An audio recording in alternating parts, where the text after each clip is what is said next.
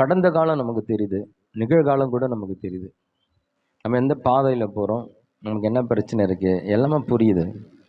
ஆனால் எதிர்காலம் நமக்கு எப்படி இருக்கணும்னு நமக்கு தெரியல. அது ஒரு மறைக்கப்பட்ட, காணக்கூடாத ஒரு நிலையில் இருக்கும்போது, இதுவரையில் நான் கடந்து வந்த பாதை எனக்கு கஷ்டமாக இருந்தது. இன்னைக்கு வரைக்கும் அந்த உபத்திரவு தான். இன்ன வரைக்கும் எனக்கு நான் ஆசைப்பட்ட மாதிரி என்னுடைய வாழ்க்கை அமையலை. நான் நினச்ச மாதிரி என்னுடைய வாழ்க்கையில் உயர்வு வரலன்னு வரும்போது, இனி வரும் நாட்களும்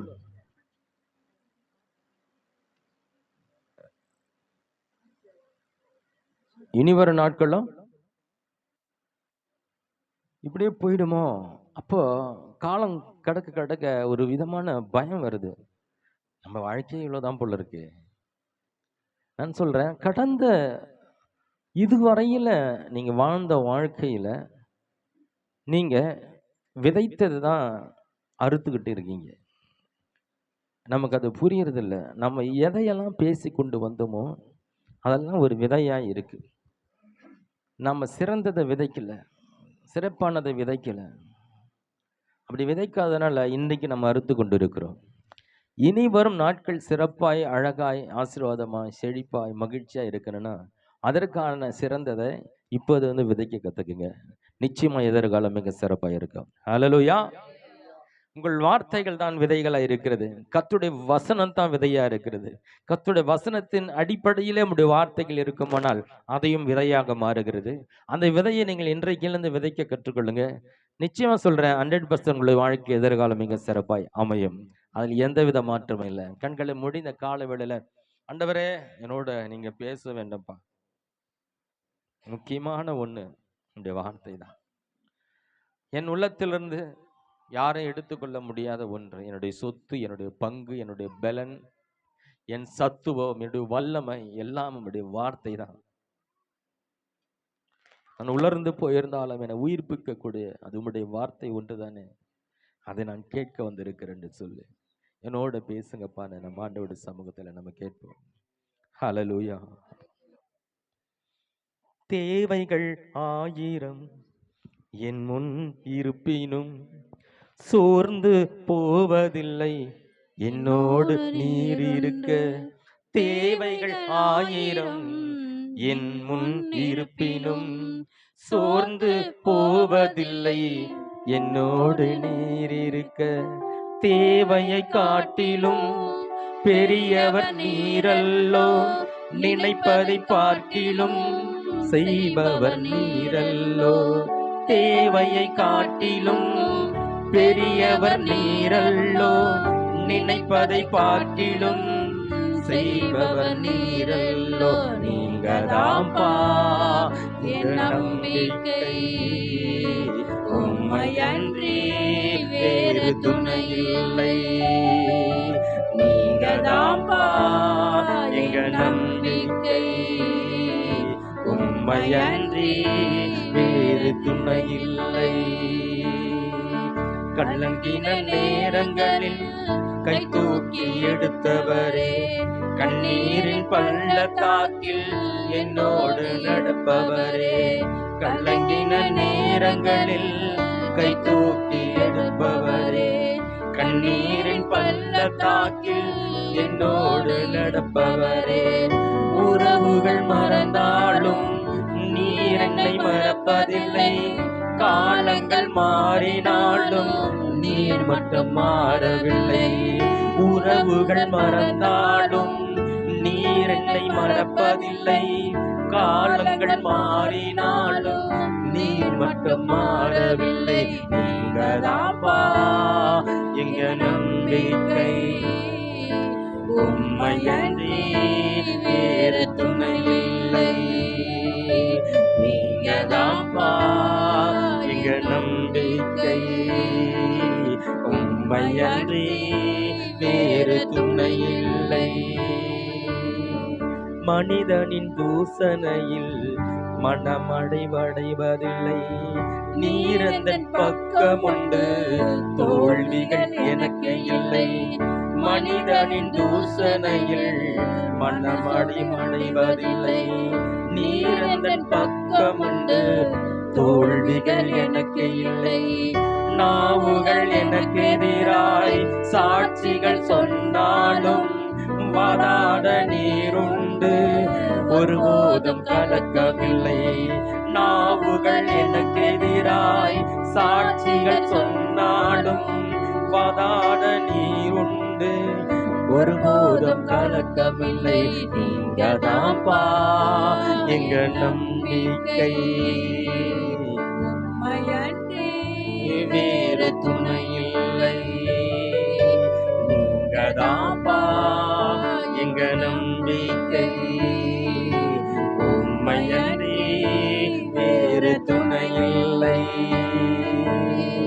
கலங்கின நேரங்களில் கை தூக்கி எடுப்பவரே, கண்ணீரின் பள்ளத்தாக்கில் என்னோடு நடப்பவரே. கலங்கின நேரங்களில் கை தூக்கி எடுத்தவரே, கண்ணீரின் பள்ளத்தாக்கில் என்னோடு நடப்பவரே. உறவுகள் மறந்தாலும் நீர் என்னை மறப்பதில்லை. காலங்கள் மாறினாலும் நீர் மட்டும் மாறவில்லை. உறவுகள் மறந்தாலும் நீர் என்னை மறப்பதில்லை. காலங்கள் மாறினாலும் நீர் மட்டும் மாறவில்லை. நீங்கதாப்பா எங்க நம்பிக்கை, உம்மையன்றி வேறு துணை இல்லை. நீங்கதாப்பா எங்க நம்பிக்கை, உம்மையன்றி வேறு துணை இல்லை. உறவுகள் மறந்தாலும் நீர் என்னை மறப்பதில்லை. நம்ம ரொம்ப நெருங்கி பழகின உறவுகள் கூட ஒரு கால சூழ்நிலை வரும்போது மறந்து போயிடுறாங்க. காலங்கள் மாறி போகுது, சூழ்நிலைகள் மாறி போகுது, ஆளே மாறி போயிடுறோம். ஆனாலும் கர்த்தர் மட்டும் உன்னை கரம் பிடித்த அந்த நாள் முதல் கொண்டு இந்நாள் வரையும் அப்படியே மாறாதவர் இருக்கிறார். அவர் உண்மையில வைத்த அன்பு கொஞ்சம் கூட மாறல. அவர் உண்மையில வைத்த அந்த இரக்கம் கொஞ்சம் கூட மாறல. எப்படி உன்னை அவர் நேசித்தாரோ அந்த நேசம் குறையாம இன்னும் கூடுதலாவே அதிகமா அவனை நேசிக்கிறவர் இருக்கிறார். உறவுகள் மறந்தாலும் நீர் என்னை மறப்பதில்லை. காலங்கள் மாறினாலும் நீர் மட்டும் மாறவில்லை. உறவுகள் மறந்தாலும் நீர் என்னை மறப்பதில்லை. காலங்கள் மாறினாலும் நீர் மட்டும் மாறவில்லை. நீங்கதாப்பா எங்க நம்பிக்கை, உம்மையன்றி வேறு துணை இல்லை. நீங்கதாப்பா எங்க நம்பிக்கை, உம்மையன்றி வேறு துணை இல்லை. எல்லாம் மாறினாலும் அவர் மாறல. அதனால நீங்க அவங்க மேல வைத்திருக்கிற அந்த நம்பிக்கையை மாத்திக்காதீங்க. அவர் மாறாதவரா இருக்கிறார். எதெல்லாம் செய்வாரு, எதெல்லாம் என்ன நடக்கும், எதெல்லாம் அவரால் முடியும் நினைச்சு நீங்க வந்தீங்களோ அந்த முடிவில் எந்த மாற்றத்தும் நீங்க மாற்றிக்காதீங்க. நீங்களும் மாறாதவரா நம்பிக்கையில் இருங்க. உறவுகள் மறந்தாலும் நீர் என்னை மறப்பதில்லை. காலங்கள் மாறினாலும் நீர் மட்டும் மாறவில்லை. உறவுகள் மறந்தாலும் நீர் என்னை மறப்பதில்லை. காலங்கள் மாறினாலும் நீர் மட்டும் மாறவில்லை. நீங்கதான்பா எங்க நம்பிக்கை, உம்மையன்றி வேறு துணை இல்லை. நீங்கதான்பா எங்க நம்பிக்கை, உம்மையன்றி வேறு துணை இல்லை. கலங்கின நேரங்களில் கை தூக்கி எடுத்தவரே, கண்ணீரின் பள்ளத்தாக்கில் என்னோடு நடப்பவரே. கலங்கின நேரங்களில் கை தூக்கி எடுத்தவரே, கண்ணீரின் பள்ளத்தாக்கில் என்னோடு கிடப்பவரே. உறவுகள் மறந்தாலும் நீர் என்னை மறப்பதில்லை. காலங்கள் மாறினாலும் நீர் மட்டும் மாறவில்லை. உறவுகள் மறந்தாலும் நீர் என்னை மறப்பதில்லை. காலங்கள் மாறினாலும் நீர் மட்டும் மாறவில்லை. நீங்கதாப்பா எங்க நம்பிக்கை, உம்மையன்றி வேறு துணை இல்லை. நீங்கதாப்பா எங்க நம்பிக்கை, உம்மையன்றி வேறு துணை இல்லை. நீங்க பேசுங்க தகப்பனே, நாங்க கேட்க வந்து இருக்கிறோம். எங்கள் செவியையும் எங்கள் இருதயத்தை நாங்கள் திறந்து கொடுக்கிறோம். இந்த வார்த்தைகள் எங்கள் இருதயங்களில் ஊடுருவி பாய்ந்து எங்கள் இருதயத்தின் ஆழத்தில் நிரம்பட்டையா. அதுவே எங்கள் வாழ்க்கையாய், சிந்தையாய், பேச்சாய், கிரியாய் மாறட்டும். இயேசுவின் நாமத்தில் பிதாவே, ஆமென். ஹல்லேலூயா.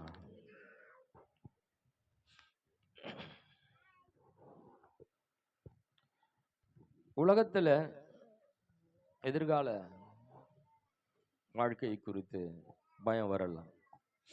ஏன்னா அவங்களுக்கு வாக்குத்தத்தங்கள் கிடையாது. அவங்களோடு கூட நடக்கிற ஒரு தேவன் கிடையாது. அவங்கள ஆறுதல் படுத்தவும் அவங்கள பலப்படுத்தவும் யாரும் கிடையாது. அதனால எதிர்காலத்து குறித்த பயம் உலகத்து மக்களுக்கு வரலாம். ஆனா கர்த்தரை தேடுகிற நமக்கு அது வறுமையானால் இன்னும் கர்த்தருடைய வார்த்தையை சரியா கவனிக்கல, கர்த்தரை புரிந்து கொள்ளல, நம்முடைய எதிர்காலத்தை தரிசனத்தை, காட்சியை, நம்முடைய வாழ்க்கை குறித்த படத்தை நம்ம இன்னும் பார்க்க கத்துக்கலன்னு அர்த்தம். பார்க்க ஆமா, கர்த்தருடைய வசனங்கள் நமக்கு நம்முடைய எதிர்காலத்தை பிரதிபலிக்கக்கூடியதா இருக்கிறது. கர்த்தருடைய வார்த்தை நமக்கு தரிசனத்தை கொடுக்கிறது. யாருக்கு அந்த பயம் வருது? கர்த்தருக்குள்ள வந்தும் கூட எதிர்காலத்துக்கு ஒரு பயம் இருக்குதுங்க. இப்படி என்னுடைய வாழ்க்கை போயிடுமா என்ற எனக்கு ஒரு கவலை இருக்கு அப்படின்னா, நான் உங்களுக்கு சொல்றேன், எதிர்காலத்தை குறித்த ஒரு பிக்சரோ, எதிர்காலத்தில் கர்த்தர் இதை செய்வார் என்ற ஒரு நம்பிக்கை நிறைந்த வார்த்தையோ உங்கள் இருதயத்தில் இல்லாமல் போனா இந்த பயம் உங்களை தொடரும்.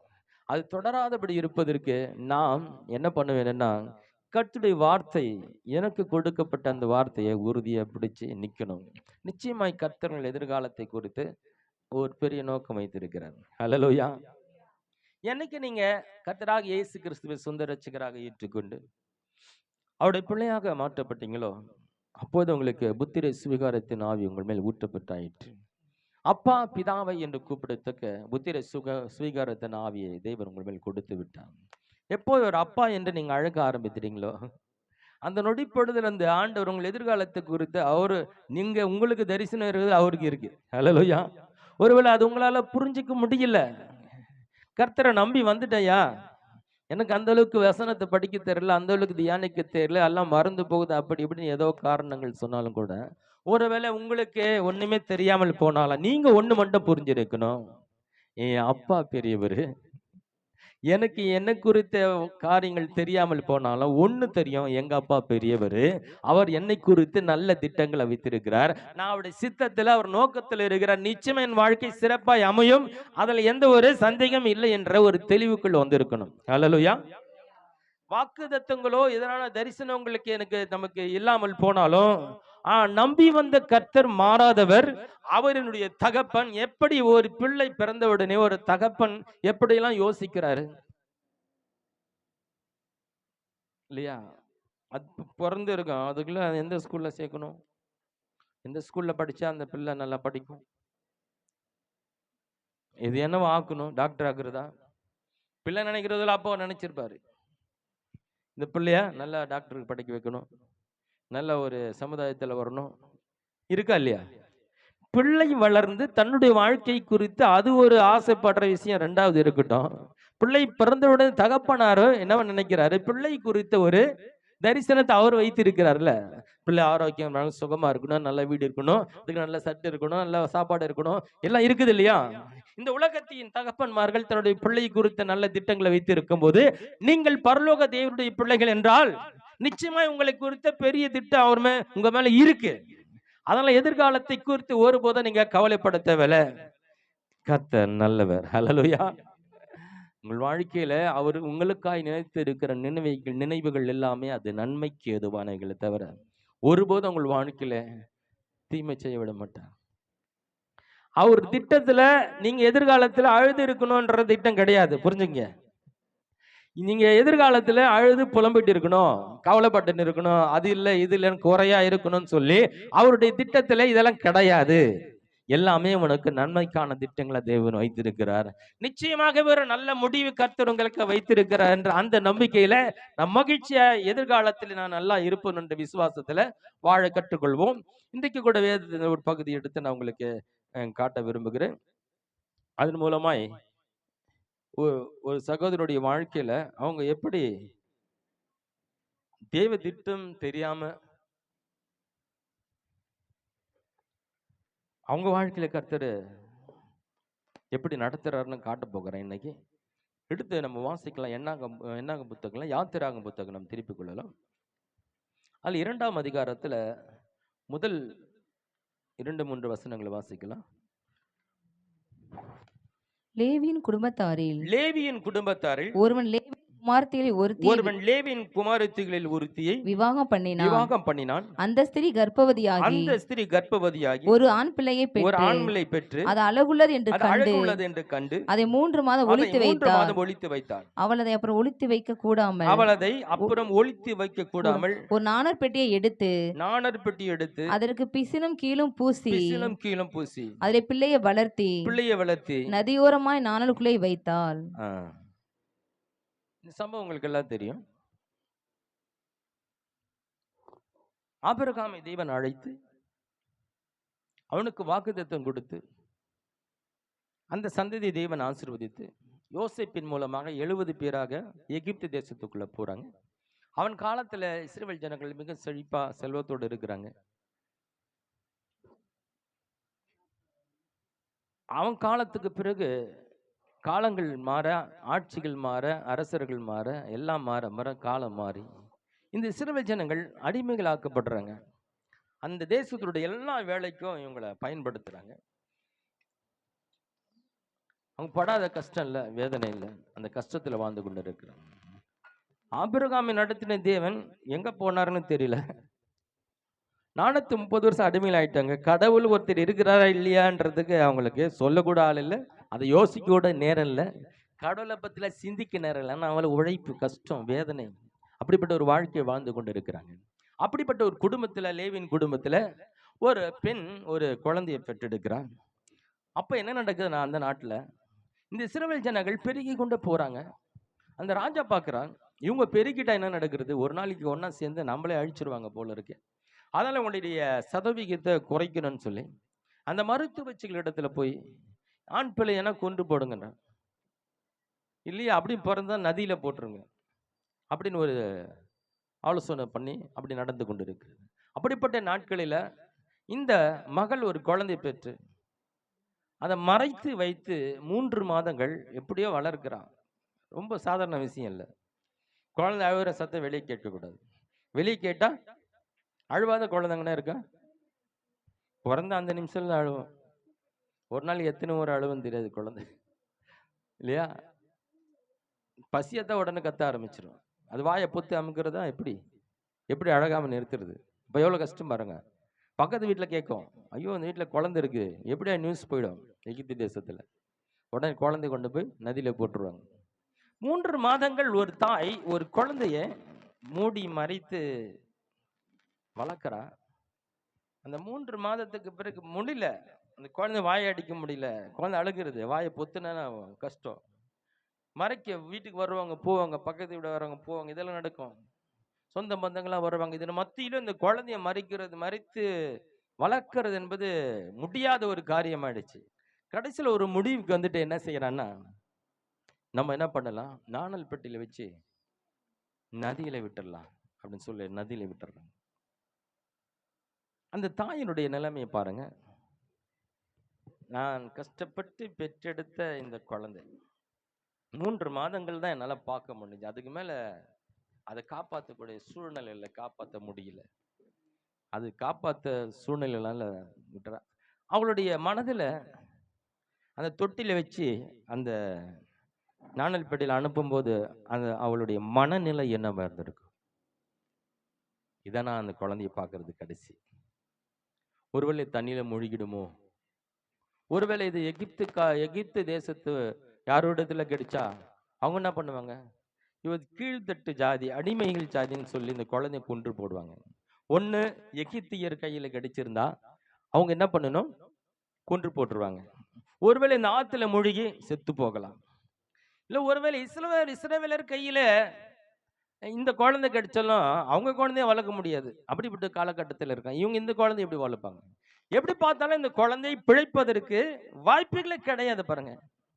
அப்போ 3 மாசம் பெற்றெடுத்த குழந்தைய வளர்த்துட்டு இது எதிர்காலம் என்ன ஆகுமோ, இதுதான் நான் பார்ப்பது கடைசியோ, அப்படி வச்சுதான் அந்த நாணல் பட்டியில வச்சு அந்த நதியில விடுகிறான். இந்த எதிர்காலம் என்ன? அவளுக்கு கடவுள் நம்பிக்கை கிடையாது. உங்க கையில இருக்கு இந்த வேத புத்தகம், உங்க கையில கிடையாது. சகோதரிகள் ஐக்கியம் கிடையாது. ஞாயிற்றுக்கிழமை காலை மேலே ஆராதனை கிடையாது. உபவாச கூட்டம் கிடையாது. அந்த மீட்டிங் இந்த மீட்டிங் எந்த மீட்டிங்கும் கிடையாது.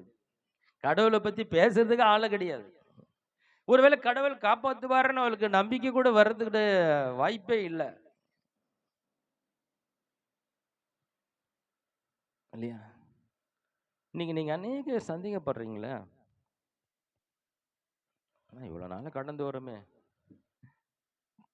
கர்த்தர் எனக்கு நன்மை செய்ய மாட்டாரான்னு. கடவுள் மேல நம்பிக்கையே இல்லை, கடவுளை பத்தியும் தெரியாது, சொல்ல ஆள் இல்லை, சர்ச்சுக்கு போல, பைபிளே இல்லை, அந்த அறிவும் கிடையாது. இருந்தாலும் அந்த பிள்ளை மேல தேவனுடைய திட்டம் இருக்கிறது. ஹல்லேலூயா.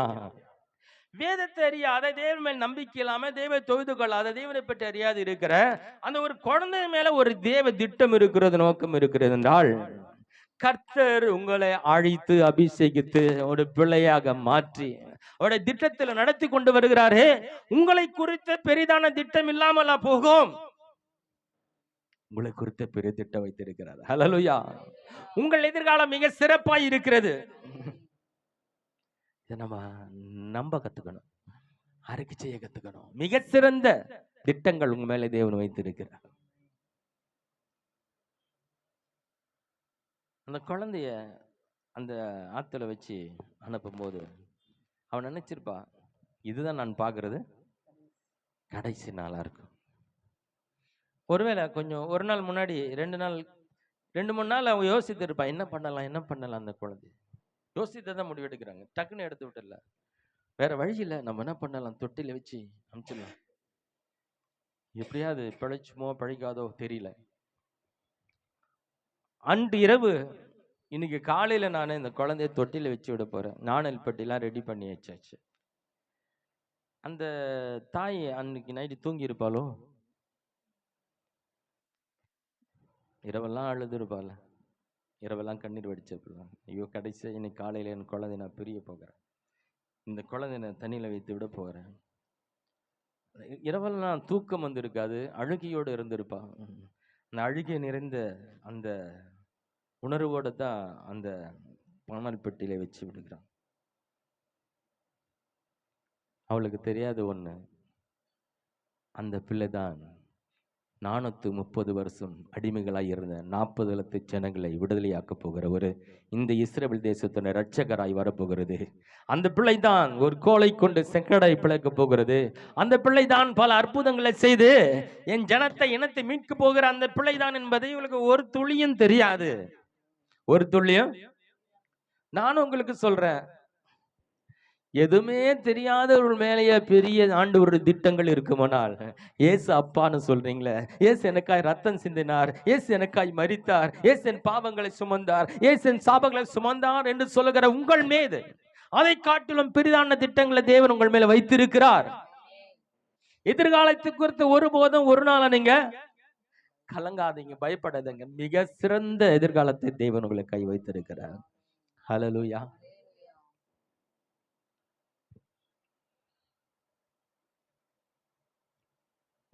குழந்தை, அதாவது குழந்தைய என்ன பண்ணணும், நதியில போட்டுடணும். ஆண்குள்ள பிறந்தா என்ன பண்ணணும், நதியில போட்டுடணும். அதே நதியில தான் இந்த குழந்தைய நாணல்பட்டில வச்சு என்ன பண்றாங்க, அனுப்புறாங்க. எந்த நதி எல்லா குழந்தைகளை முழுகினதோ அதே நதி இந்த குழந்தையை காப்பாத்துது பாருங்க. ஹல்லேலூயா. தேவன் திட்டம் உங்கள் மேல் இருக்குமானால், எல்லாருக்கும் அழிவு வந்தாலும், எல்லாருக்கும் நாச மோசங்கள் வந்தாலும், எல்லாரும் தோற்று போனாலும், எல்லாமே ஒண்ணுமில்லாமல் போனாலும், தேவ திட்டம் உன் மேல் இருக்கிறது உண்மையானால், எல்லாரும் அழித்து போட்ட அந்த நதி அது உன்னை காப்பாற்றும். ஹல்லேலூயா. எல்லாருக்கும் தோல்வியாய் முடிந்த அந்த காரியம் உனக்கு ஜெயமாக மாறும். யாருக்கும் நடக்காத ஒண்ணு உனக்கு நிச்சயமாய் நடக்கும். அதே நதி தாங்க, அதே நதிதான், அதே நதிதான் இவனுக்கு வாழ்க்கை கொடுக்கிறது. இந்த மோசேக்கு, இந்த குழந்தைக்கு ஒரு வாழ்வுக்கு கொடுக்கிற அதே நதி, எல்லாரும் விழுங்கி போட்ட அந்த நதி இந்த மோசே என்ற குழந்தைக்கு ஒரு வாழ்க்கை கொடுக்கிறது. காரணம், அவங்க மேல ஒரு திட்டம் இருக்கிறது. ஹல்லேலூயா. நீங்க உங்க மேல தேவனுடைய திட்டம் இருக்குதுன்னு நினைக்கிறீங்களா? எனக்கு குறித்து ஒரு நோக்கம் வைத்திருக்கிற, ஏதோ சும்மா தெரிஞ்சுக்கிட்டேன், நீ ஒரு ஆண்டு ஒரு பிள்ளையா இருந்து ஒரு வீட்டை கட்டிட்டு பிள்ளைங்களுக்கெல்லாம் கல்யாணம் பண்ணிட்டு சந்தோஷமா ஏசி எல்லாம் போட்டு டெய்லி நல்லா சாப்பிட்டு தூங்கிட்டு இதான் வாழ்க்கை நினைச்சிடாதீங்க. அதெல்லாம் உங்களுக்கு தர வேண்டிய சலுகைகள் நிச்சயமா உண்டு. நிச்சயமா கர்த்தர் உங்களை ஆசீர்வதிப்பார். ஹல்லேலூயா. 40 லட்சம் ஜனங்களை மீட்கும்படியான ஒரு திட்டம் மோசே மேல இருந்ததானால், உங்களை கொண்டு எத்தனை பேருடைய வாழ்க்கையில மாற்றங்களை, ஒளிவிலுக்கு ஏற்றக்கூடிய அனைவருடைய வாழ்க்கையில ரட்சிப்பை கொண்டு வரக்கூடிய மாபெரும் திட்டம் இருக்கிறது. ஹலோ, இருக்கீங்களா? தேவ திட்டம் புரிஞ்சிச்சுன்னா உங்களால சும்மா இருக்க முடியாதுங்க.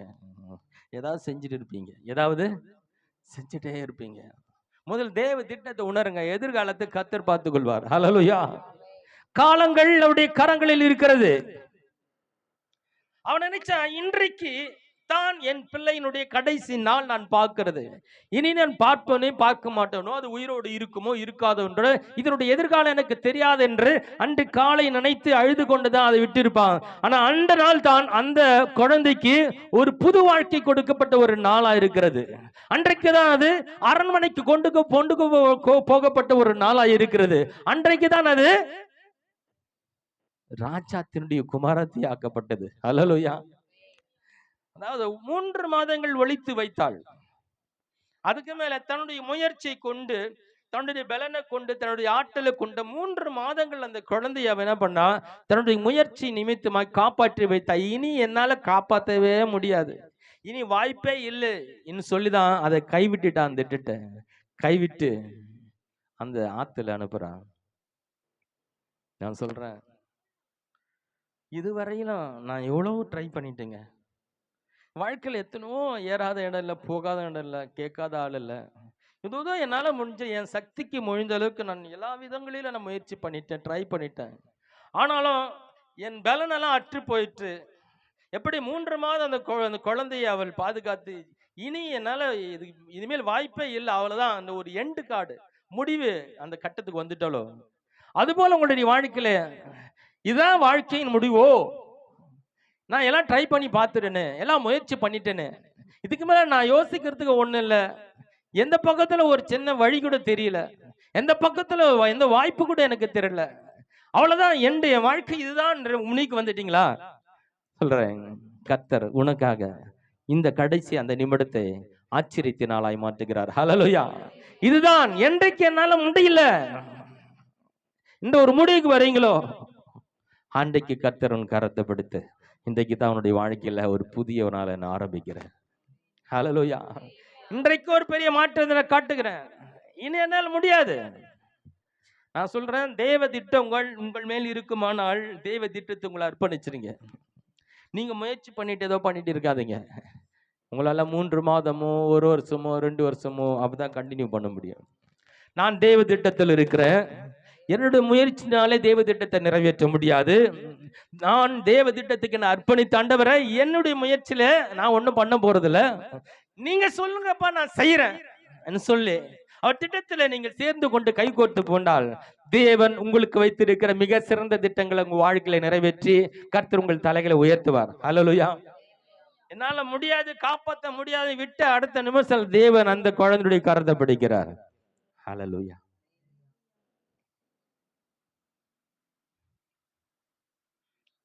எப்போ அந்த குழந்தை அழவே கூட வாயை பொத்தினாங்களோ, சத்தம் வெளியே வரக்கூடாது. சத்தம் வெளியே வந்து எல்லாருக்கும் தெரிஞ்சிடும், குழந்தை தூக்கிட்டு போடுவாங்க. அழும் போதெல்லாம் வாயை பொத்தி இருப்பாங்க, அப்படிதானே? அந்த அழுகையின் சத்தம் அந்த குழந்தைக்கு உயிருக்கு ஆபத்து. அதே அழுகையின் சத்தம் என்ன பண்ணுது? அடுத்த வசனத்தை வாசிக்கலாம். அப்போது பார்வோனுடைய குமாரத்தி நதியில் ஸ்நானம் பண்ண வந்தால் அவள் தாதிகள் நதியோரத்தில் உலாவினார்கள். அவள் நாணலுக்குள்ளே இருக்கிற பெட்டியை கண்டு தன் தாதியை அனுப்பி அதை கொண்டு வரும்படி செய்தாள். அதை திறந்தபோது பிள்ளை கண்டாள். பிள்ளை அழுதது. அவள் இரக்கமுற்று, இது எபிரேய பிள்ளையில் ஒன்று என்றாள். அழுதாலும் அதுக்கு முன்னாடி யாரும் இறக்கப்படவே முடியாது. இரக்கத்தை காட்ட வாய்ப்பை இரக்கத்தை காட்டினா கூட அந்த குழந்தைய காப்பாற்ற முடியாது. அதே அழுகைதான் அழுகும் போது வாயை பொத்துனாங்க. இப்போ அந்த குழந்தை அழுகும் போது அந்த தேசத்தினுடைய ராஜாத்தி குமாரத்தி இளவரசி இரக்கமுற்றாள். ஹல்லேலூயா. எப்போ நம்ம தேவ சித்தத்தை உணர்ந்து முழுசா கொடுத்துடுமோ, அதுக்கு முன்னாடி நீ எவ்வளவு அழுதாலும் வாய மூடுன்னு இருப்பாங்க நிறைய பேர். எதுக்கு சும்மா அழுதுட்டு இருக்கிற? நீ கத்துறது வேஸ்ட், பேசுறது வேஸ்ட், பேசுனது கத்துனது எல்லாம் வீணா போயிருக்கலாம். ஆனால் உன்னை தேவ சித்தத்துக்கு அர்ப்பணித்து நீ விடுகிற அந்த கண்ணீர், ஒரு துளி அழுக்கையோ, அது ரொம்ப பவர்ஃபுல்.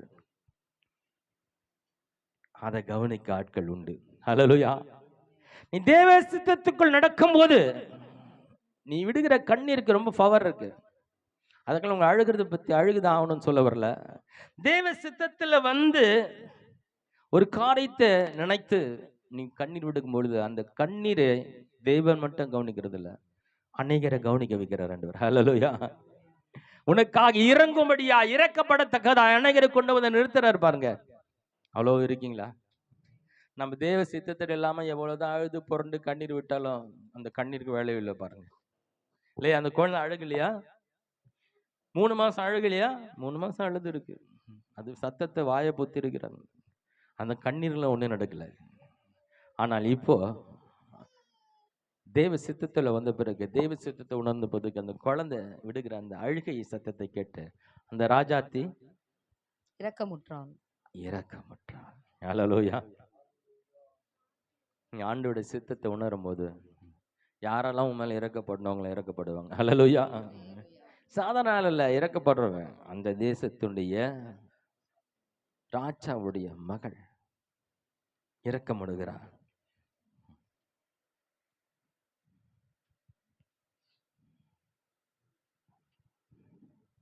நமக்கு ஒண்ணு புரிஞ்சுக்கணும், நாம தேவ திட்டத்துல இருக்கிறோம் அப்படின்னால நம்ம ஒரு நம்ம சேஃபான ஒரு ஜோன்ல இருக்கோம். என்னது?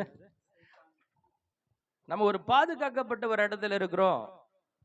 இது நமக்கு புரியணும். முதல்ல நான் தேவ திட்டத்தில் இருக்கிறேன், நான் தேவட பிள்ளையா இருக்கேன், என் மீது ஒரு தேவ திட்டம் இருக்கிறது என்ற ரொம்ப நல்லா புரிஞ்சுக்கிட்டேன்னா ஒரு சேஃபான ஒரு இடத்துல இருக்கீங்க. நீங்க ஒரு பாதுகாப்பான இடத்துல இருக்கிறீங்க. உன்னை யாரை முழுகி விட முடியாது, இல்லையா? இவள் ஆத்துல அந்த ஒரு நதியில கொண்டு போய் இந்த நாணல்பட்டியில வச்சு விட போறான்னு சொல்ல, அந்த நதியில நான் சொல்றேன், வேகமா தண்ணி ஓடுற மாதிரி இருந்தா நதியில கொண்டு போய் இந்த நாணல்பட்டியை வச்சிருந்தா வேகமா போயிருந்தா என்ன இருக்கும்? அந்த நதியில அது புரண்டு விழுந்து குழந்தை முழுகி போயிருக்கும். நான் நினைக்கிறேன், இன்னைக்குதான் நீ இந்த குறிப்பிட்ட நாள்ல தான் நீ இந்த குழந்தை கொண்டு வந்து இந்த நதியில போடுவேன்னு தேவன் ஏற்கனவே அறிந்திருந்து நதியினுடைய வேகத்தை மிக ஸ்லோவாக்கி நீ விட்ட உடனே கரெக்டா நீ விடுற நேரத்துக்கும் அந்த ராஜாத்தி குளிப்பதற்கு அந்த கரையோரம் வருவதற்கும் அந்த டைமிங் இருக்குல்ல, அந்த நேரம் இருக்கிறதுல என் காலங்கள் தேவனுடைய கரத்தில் இருக்கிறது. நீங்க எதிர்காலத்துக்கு கவலைப்படாதீங்க. ஒரு வசனத்தை வாசிப்போமா? சங்கீதம் 31:15.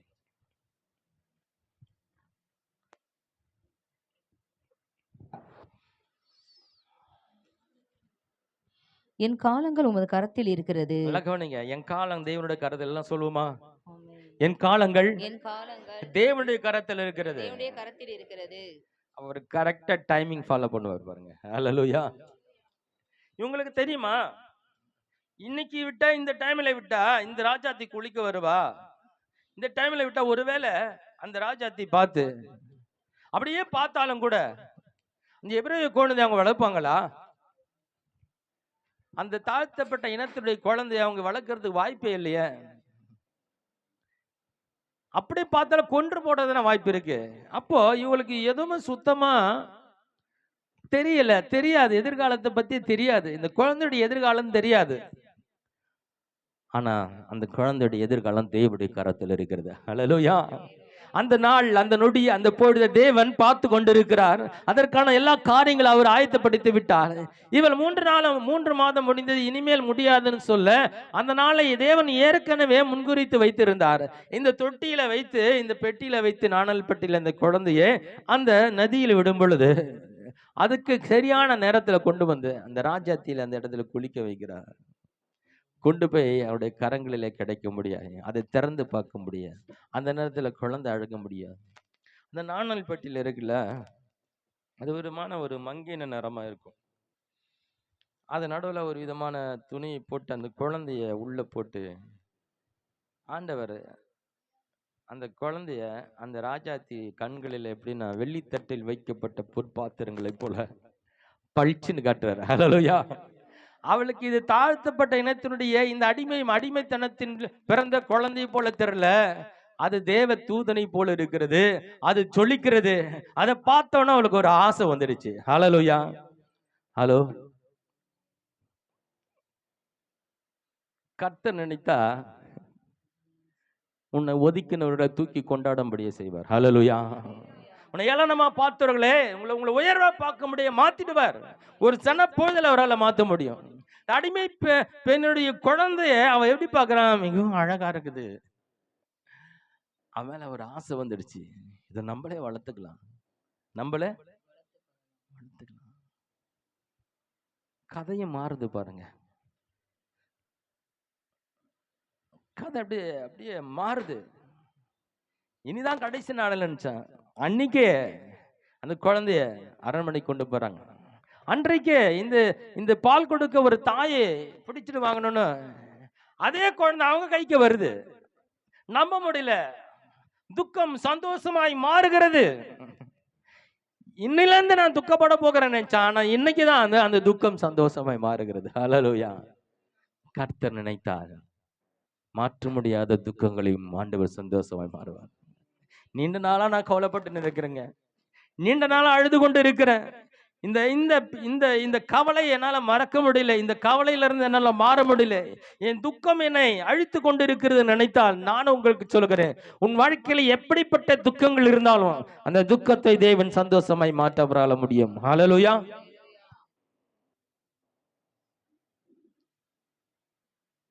அதே குழந்தை அவங்க கைக்கு வருது பாருங்க. அவளே பால் கொடுத்து அவளே வளர்க்குற, என்ன பாக்கியம் பாருங்க. எல்லா சலுகையும் வருது அரசாங்கத்திலிருந்து. இந்த குழந்தைக்கு வேண்டிய எல்லா சலுகையும் நீ வளர்த்து ஆளாக்கி கொண்டு வந்து சேர்த்துரு. வளர்க்கறது உன் வேலை. உனக்கு என்ன சாப்பாடு, என்னென்ன சலுகைனும் அரசாங்கத்தில் வருது. பக்கத்து வீட்டுக்கெல்லாம் என்ன நினைச்சிருப்பாங்க? ராஜா வீட்டு பைய குழந்தைய வளர்க்குறாங்க இவங்க. இவங்களை பார்த்து எல்லாரும் பயந்து நடுங்கிறோம். ஐயோ, அவங்க கிட்ட போகுது, எங்க ராஜாக்கு சப்போர்ட் இருக்கு, அரசாங்கத்தோட தொடர் அடிமை தான் இவங்க. ஆனால் அரசாங்கத்தோட தொடர்பு இருக்கு. அரசாங்க மூலமா எங்களுக்கு ஒரு குழந்தைய வளர்க்குறாங்க.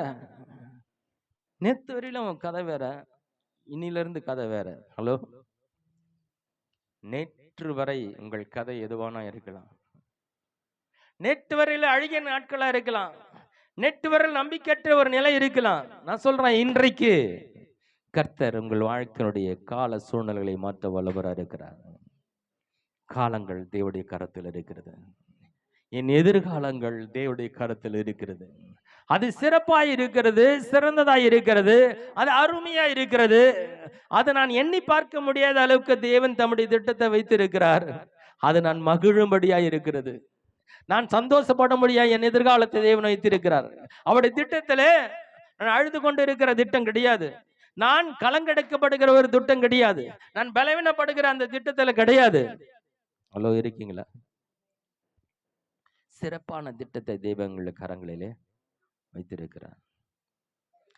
தேவன் காலங்களை கரெக்டா வைத்திருக்க. சில வசனங்களை வாசிப்போமா? யாத்திராங்க புத்தகம் 9:5 வாசிப்போம்.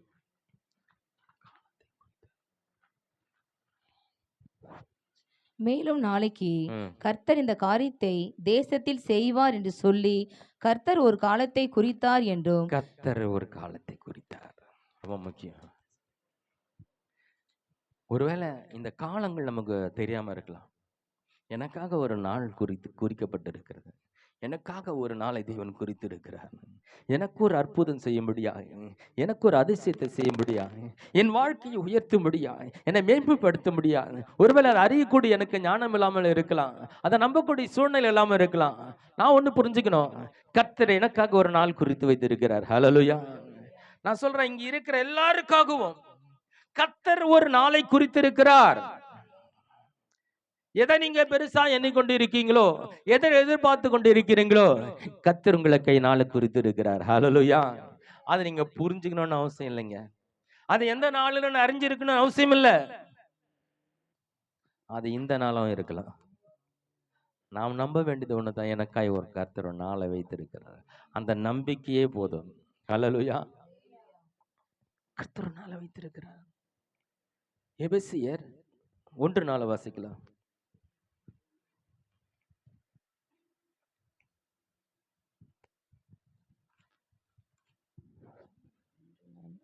தமக்கு முன்பாக நாம் அன்பிலே பரிசுத்தம் உள்ளவரும்.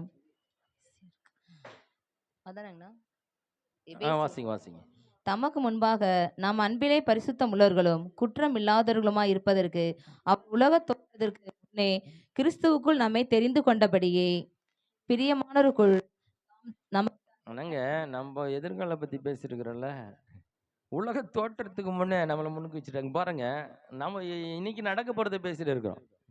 ஆனா நம்மை குறித்து திட்டங்கள் எப்ப போடப்பட்டதுன்னா, உலகம் நாம பிறக்கவே இல்லை, உலகமே இல்ல, உலக தோற்றத்துக்கு முன்னே கிறிஸ்துவுக்குள் நம்மை தெரிந்து கொண்டு இருக்கிறாருங்களே. எப்போவோ நம்ம அவர் தெரிஞ்சுக்கிட்டாரு, நாம இப்போதான் அவரை தெரிஞ்சுக்கிட்டோம். நாம் எதிர்காலத்தை பத்தி யோசிக்கிறோம். எதிர்காலமும் ஒரு கையில் இருக்கிறது. ஹல்லேலூயா. நாம பிறக்க முன்னே நம்மை குறித்து ஒரு திட்டம் இருக்குமானால், நாம் பிறந்து வளர்ந்து கொண்டு இருக்கிற நமக்கு எதிர்காலத்தை குறித்து அவருக்கு அக்கறை இல்லாம போயிடும். மிக சிறந்த எதிர்காலம் இருக்கு. எதற்கு பக்கத்துல சொல்லுங்க, உங்களுக்கு சிறந்த எதிர்காலம் இருக்கு.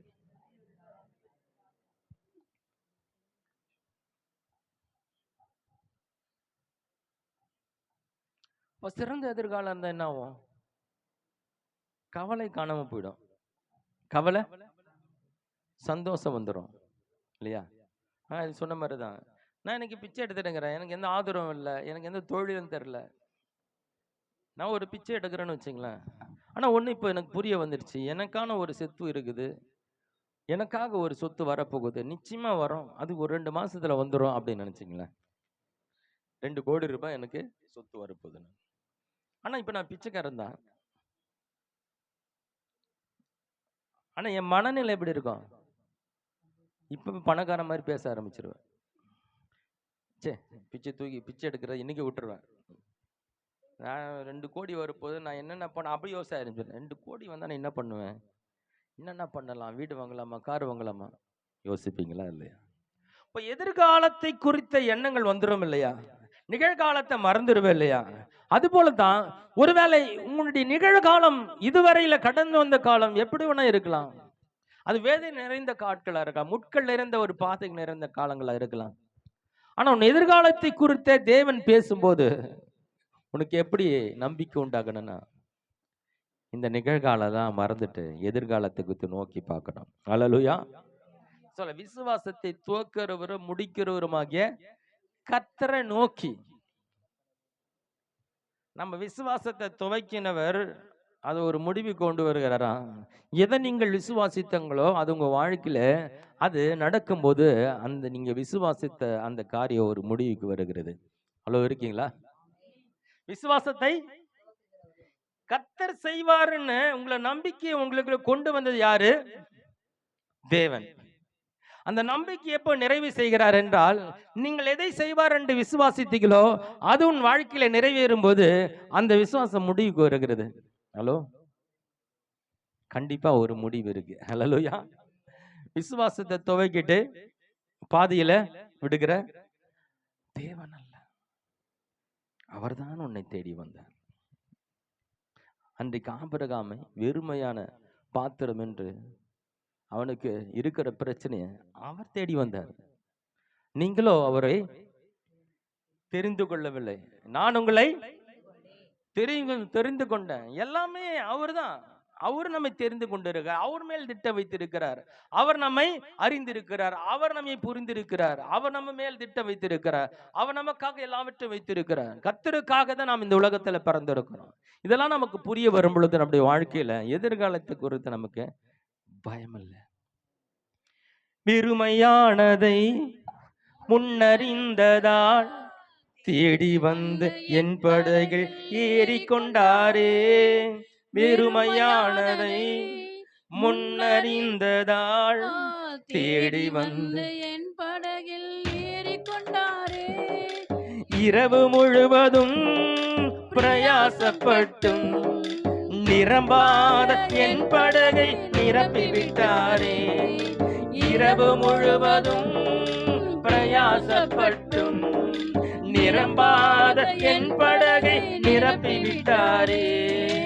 ஆராதிப்போமே அவரை முழுமனதாய், ஆராதிப்போமே அவரை தலைமுறையாய், ஆராதிப்போமே அவரை முழுமனதாய், ஆராதிப்போமே அவரை தலைமுறையாய். கர்த்தரை தெய்வமாக கொண்டோம், இதுவரையில் வெட்கப்பட்டதில்லை.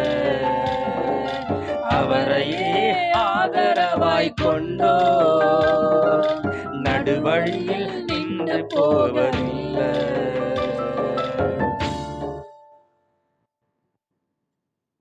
தோல்வி அடைஞ்சு ராவெல்லாம் இரவு முழுவதும் பிரயாசப்பட்டு வாழ்க்கையில இதுவரையும் பார்க்காத ஒரு தோல்வி அன்னைக்கு கிடைச்சிருக்கு. ஏன்னா ஒரு மீன் கூட பிடிக்கல. பல வருடங்களா மீன் பிடிச்ச அனுபவம் பிடிச்ச அவனுக்கு இது மாதிரி ஒரு தோல்வி வந்ததே கிடையாது. அவன் சோர்ந்து போய் இந்த வெறுமையான அந்த படகுல இருக்கிறத பார்த்து அந்த வெறுமையான படகுல வேண்டும்னு கேட்டு அதுல வந்து உட்கார்றாரு பாருங்க. ஹல்லேலூயா. தேவன் உன்னை தேடி வந்ததுக்கான காரணம் உனக்குள்ள இருக்கிற அந்த வெறுமை தான். அவருக்கு தெரியும் நாளைக்கு பேதுரு மீன் பிடிக்க போகிறான், அவன் ஒரு பெரிய தோல்வியை பார்க்க போகிறான், அவன் சோர்ந்து போய் அமர போகிறான். முன்குறிச்சிட்டாரு, அவருக்கு முன்னாடியே தெரியும். கரெக்டா அன்னைக்கு வராரு பாருங்க. ஹல்லேலூயா. ஏன் கொஞ்சம் மீன் ஏதோ கொஞ்சம் மீன் பிடிச்சு அன்னைக்கு வந்திருக்கலாம்ல, வரல. அவரு கொஞ்சம் ஆறுதல், கொஞ்சம் நம்பிக்கை, கொஞ்சம் பணம், கொஞ்சம் தேவைகள் இருக்கும் போதெல்லாம் வரல. ரொம்ப வெறுமை, எல்லாரும் கைவிடப்பட்ட நிலை, யாரும் செய்ய முடியாது, எல்லாரும் அந்த நம்பிக்கை இழந்தப்பட்ட நிலை. அந்த நேரத்தில் வர்றார். ஹல்லேலூயா. கர்த்தர் தேடி வருகிறார். பேதுருவை கர்த்தர் தேடி விடுகிறார். இந்த வெறுமையான பாத்திரம், இந்த வெறுமையான படகை நிரப்பணும். நிரப்பது மாத்திரம் இல்ல, அவன் மேல ஒரு பெரிய திட்டம் இருக்கிறது. ஹல்லேலூயா. இந்த வெறுமையான பாத்திரத்தை நிரப்பி அவனுக்கு ஒரு பெரிய நம்பிக்கை கொடுத்து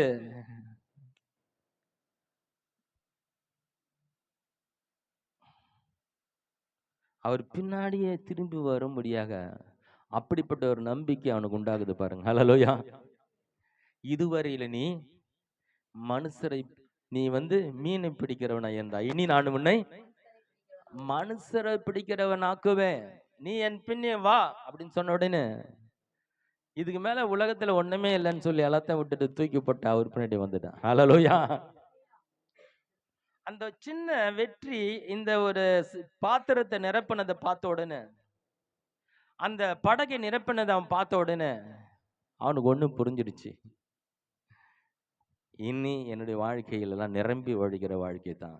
இவர் பின்னாடி நம்பி போயிட்டா எனக்கு ஒரு குறையலன்னு சொல்லு, எல்லாத்தையும் விட்டுட்டு நீங்க சொல்லுங்கப்பா நான் செய்கிறேன்னு சொல்லு, மனுஷரை பிடிக்கிறவன மாறிட்டான். அவ்வளோ இருக்கீங்களா? ஹல்லேலூயா.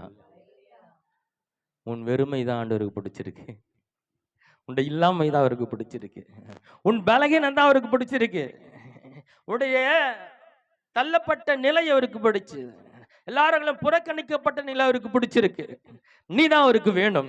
ஹல்லேலூயா. அதுதான் அவரை உன்னை கவர பண்ணிட்டு, அதுதான் அவர் பார்வை உன் மேல விழுந்துச்சு. எல்லாரும் திரும்பிக்கிட்டாங்களா, அங்கதான் அவர் உன்னை நோக்கி பார்க்கிறார். எல்லாரும் உன்னை வேஸ்ட்னு சொல்லிட்டாங்களா, உன் மேலதான் அவருடைய பார்வைப்படுகிறது. பல தோல்விகளை கண்டு இனி வெற்றின்ற என் வாழ்க்கையில இல்லைன்னு நினைக்கிறீங்களா, அவர் பார்வை உன் மேலதான் படுது.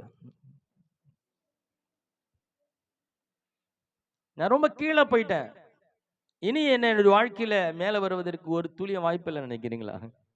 நீ எவ்வளவு கீழே போனியோ உயரத்திலிருந்து தேவன் உன்னை பார்க்கிறார். ஹல்லேலூயா.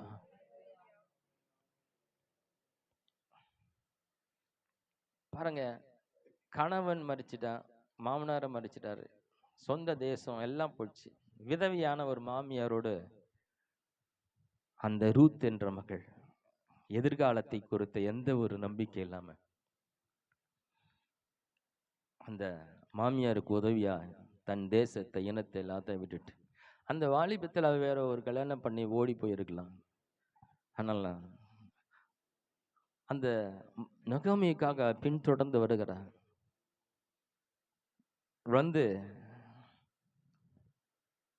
அந்த ஊருக்கு அந்த வயலில்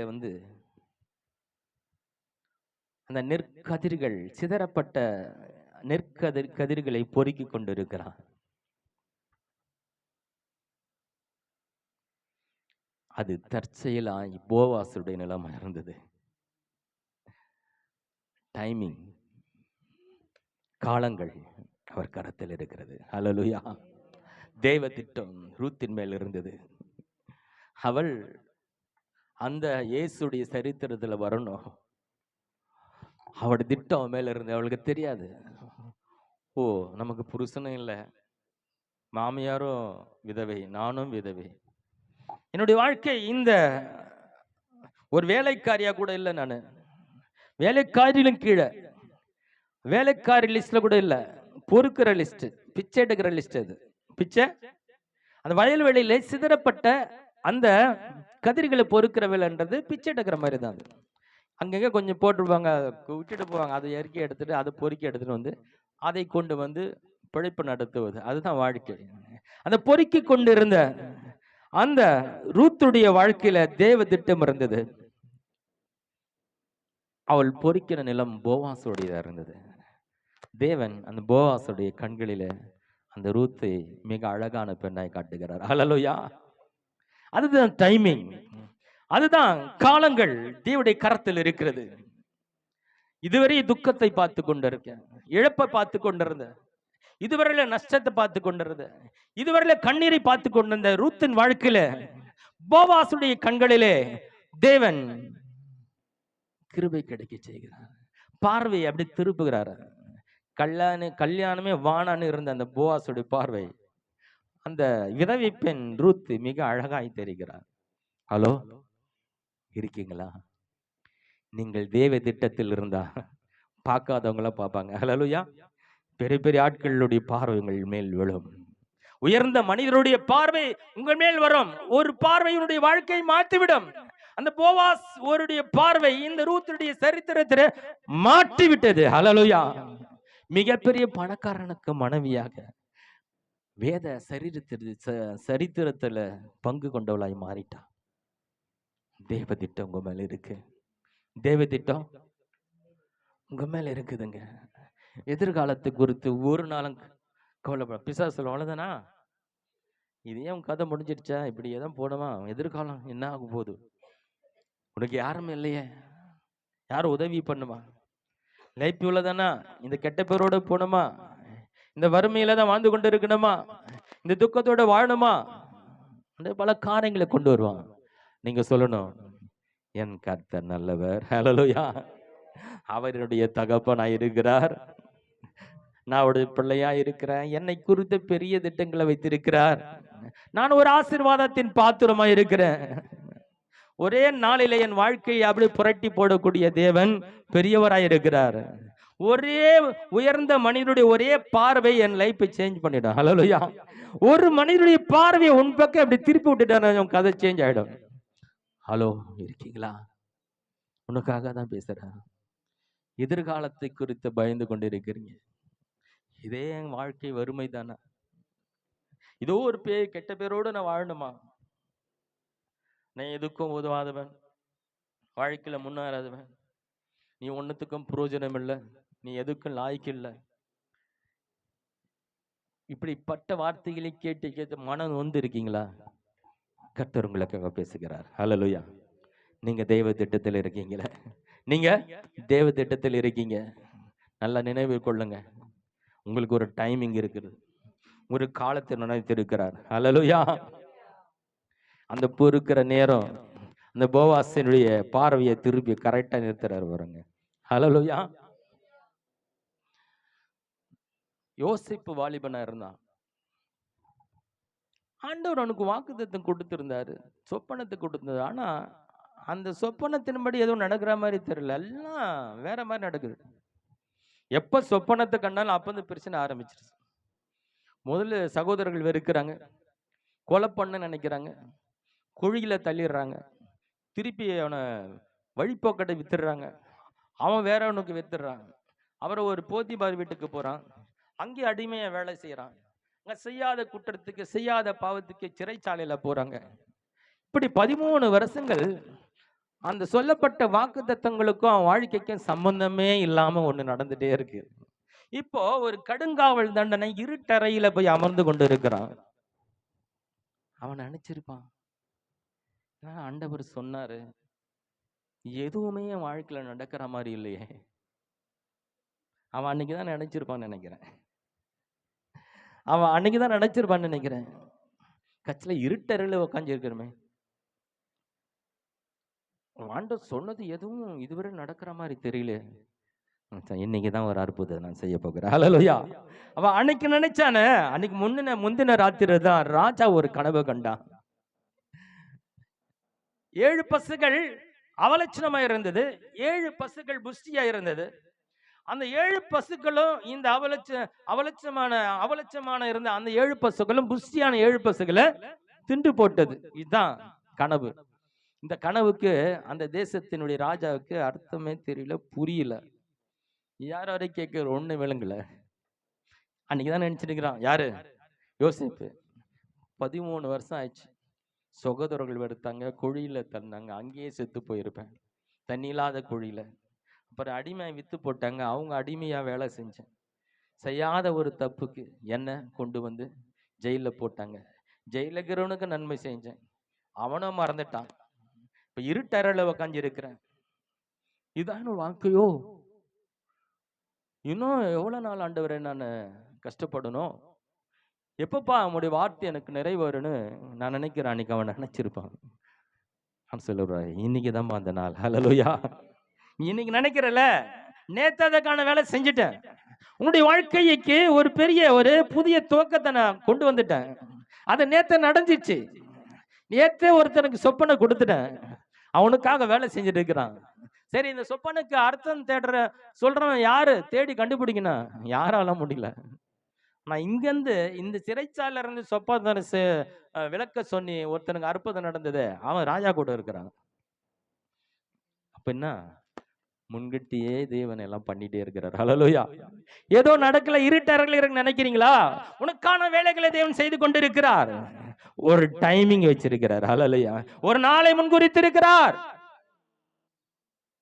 அவன் அன்னைக்கு அப்படி நினைச்சிட்டு இருக்கான். ராஜா கிட்ட செய்தி வருது, ராஜா உன்னை அழைக்கிறார். அவன் நினைச்சான், ஒவ்வொரு அழைப்புக்கும் ஒவ்வொரு பிரச்சனை வருது, ஒவ்வொரு அழைப்புக்கும் ஒரு தண்டனை வருது. இன்னைக்கு என்ன பிரச்சனையோ எவன் போட்டு கொடுத்தானோ நம்ம மேல, நமக்கு என்ன பண்ண போறாங்களோ அவன் நினைச்சிருந்திருப்பான். அங்க போனதான் தெரியுது, அவனுக்கு சுலபமாய் தெரிஞ்ச ஒரு வழி. சொப்பனங்களுக்கு அர்த்தத்தை சொல்றது அவனுக்கு எப்படின்னா, அவனுக்கு சுச்சிபி வேலை மாதிரி, எளிதான காரியம் அவனுக்கு. பாருங்க, அந்த தேசத்துல எல்லாருக்கும் கடினமான காரியம், யோசிப்புக்கு அது ரொம்ப எளிதான காரியம். சொப்பனத்தை விளக்கம் சொல்றது அவனுக்கு ரொம்ப சாதாரண காரியம்.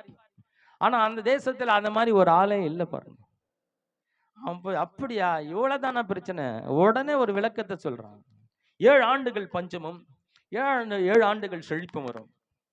நீங்க என்ன பண்ணீங்கன்னா, ஒரு நல்ல அதிகாரியை வைத்து 7 ஆண்டுகள் நல்ல செழிப்பு வரும்போது தானியத்தை எல்லாம் சேர்த்து வைத்துங்க, 7 ஆண்டுகள் பஞ்சம் வரும்போது அந்த நாட்களை நீங்க ஈடுகட்டலாம் அப்படின்னு சொல்லி அவன் ஆலோசனை கொடுக்குறான். இதை கொடுத்த உடனே அந்த ராஜாவுக்கு ஆச்சரியமாயிடுச்சு. அவனுக்கு முதல் ஆச்சரியம் என்னன்னா, இந்த கனவுக்கு அர்த்தம் சொன்னோன்னா அவனுக்கு ஆச்சரியமாயிடுச்சு. நம்ம தேசத்துல ஒருத்தனுக்கும் சொல்ல முடியல. அது மாத்திரம் இல்ல, இதுக்கு ஒரு ஆலோசனை கொடுக்குறான் போது அவனுக்கு அப்படியே தெய்வ தூதனை போல யோசேப்புக்கு தெரிகிறது. யோசேப்புக்கு அந்த ராஜாவை பார்க்கும்போது அப்படி தெரிகிறது. ஹல்லேலூயா.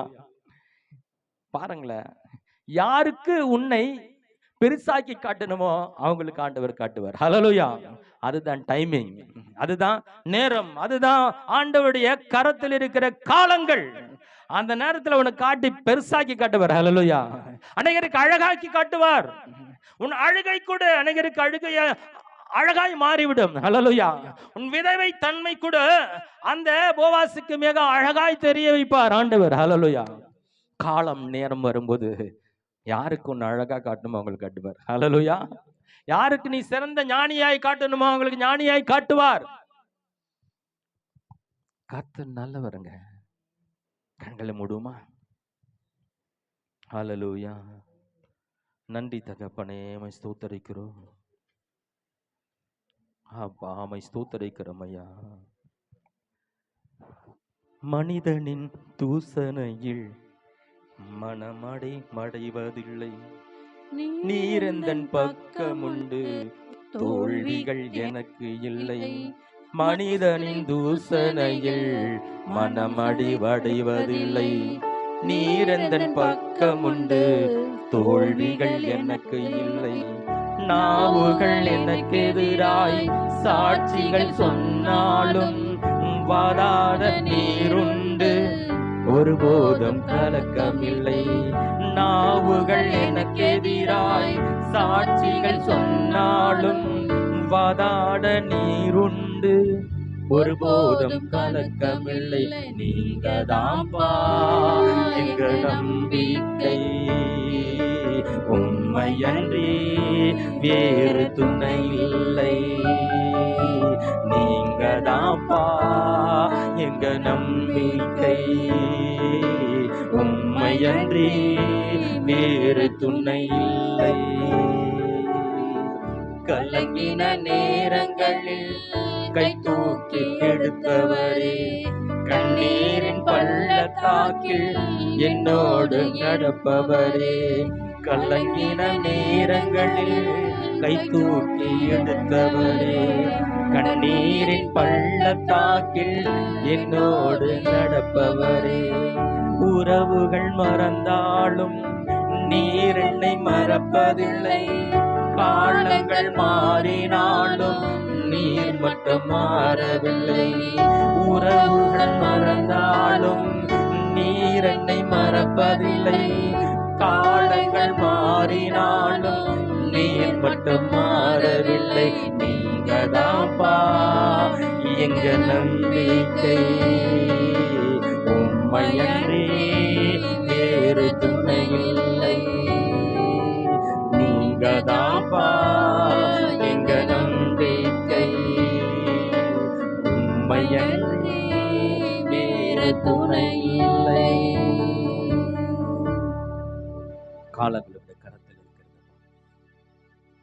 ஆண்டவரே, எங்களுக்கு ஒன்றும் தெரியாமல் போனாலும் நீங்க என் கண்களுக்கு தெரியுறீங்கப்பா. எதிர்காலத்துல எங்களால சரியா யூகிக்க முடியாமல் போனாலும் என் கண்ணு முன்னாடி நீங்க தெரியுறீங்கப்பா. நீங்க நல்லவர்னு எங்களுக்கு தெரியும். எங்களை அழைத்தவர்னு எங்களுக்கு தெரியும். எங்களை முன்குறித்தவர்னு எங்களுக்கு தெரியும். எங்கள் வாழ்க்கையை காலங்கள் நீ நினைத்து இருக்கிறீர், நீ குறித்திருக்கிறீர். நீங்க நினைச்சிருக்கிற எல்லாமே எங்களுக்கு நன்மைக்கு உருவானீங்களப்பா. நாங்கள் ஆசைப்பட்டது, விரும்பினது, நாங்கள் பிரயாசப்பட்டது, அதை காட்டிலும் 1000 மடங்கு சிறந்த எதிர்காலத்தை நீங்க எங்களுக்காய் வைத்திருக்கிறீங்க. உறுதியா நம்புகிறப்பா. எல்லா கண்களும் காணத்தக்கதா எங்கள் வாழ்க்கையில உயர்த்தி சாட்சியை நிறுத்தி நான் நம்புறப்பா. இயேசுவின் நாமத்தில் ஜெபங்களும் நல்ல பிதாவே. கடைசியா இந்த குழந்தைக்காய் நம்ம ஜெபிச்சு இந்த கூட்டத்தை முடிக்கலாம். டியா அப்படி வாமா. நாளைக்கு இந்த பிள்ளை